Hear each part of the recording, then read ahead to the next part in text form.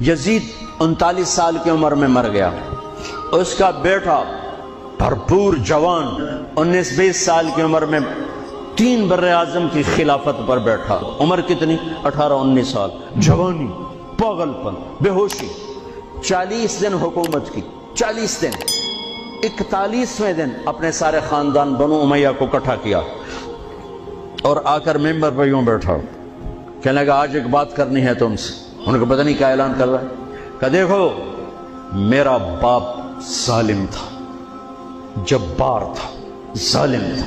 اس نے تخت کی خاطر اہل البیت کا خون بہایا، اور وہ تخت جس کے نیچے اہل البیت کا خون ہو اور جس تخت کے نیچے حسین کا خون ہو، میں اس تخت پہ